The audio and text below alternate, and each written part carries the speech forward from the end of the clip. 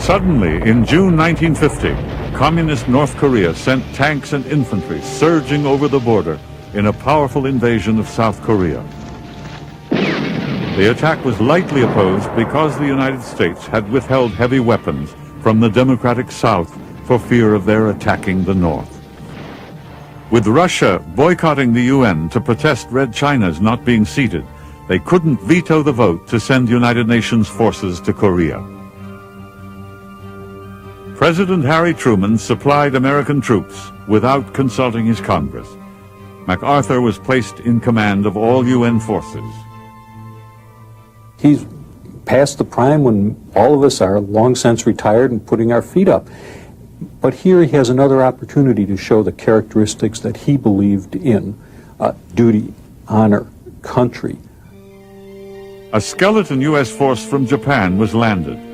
Along with South Korean troops, the outnumbered Americans were driven steadily backward before stabilizing a defensive perimeter around the southern port of Pusan. It would be a long and bloody fight to break out.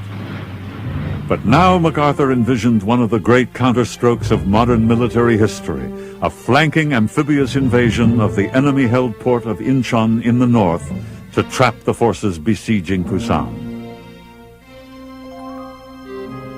The American Joint Chiefs who opposed the Incheon invasion plan flew to Tokyo for a showdown.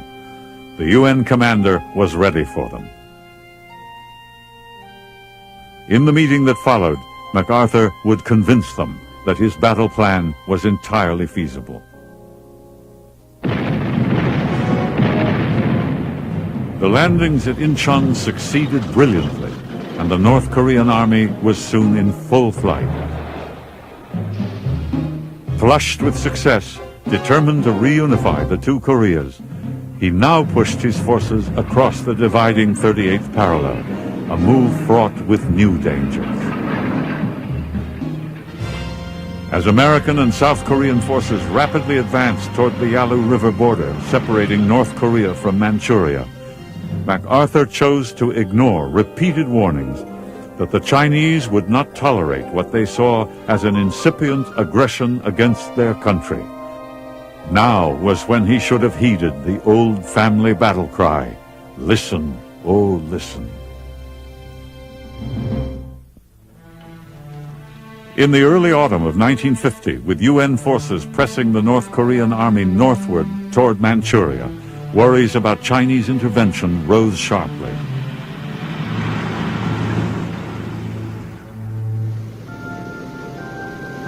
On October 10th, President Truman summoned the UN commander to a mid-Pacific meeting at Wake Island for a first-hand battle report. It was said that Truman disliked the pompous MacArthur and regarded him as a political rival. There he informed the president that intelligence gave no indication that the Chinese were massing for any type of intervention, and indeed, should the Chinese have the temerity to attempt to intervene, his air power would make the Yalu run red with their blood. On November 26th, a brilliantly concealed Chinese infiltration exploded into attack as a horde of 300,000 so-called volunteers fell upon MacArthur's force, already deep into North Korea. They hit 8th Army, U.S. 8th Army on the West Coast very hard and forcing it to retreat. Any retreat is not a pretty sight. A fighting withdrawal is never pleasant. 8th Army did manage to pull its way south and still be able to sustain itself in combat. There's no question it was a defeat. It was one of the great defeats of the American Army in the 20th century.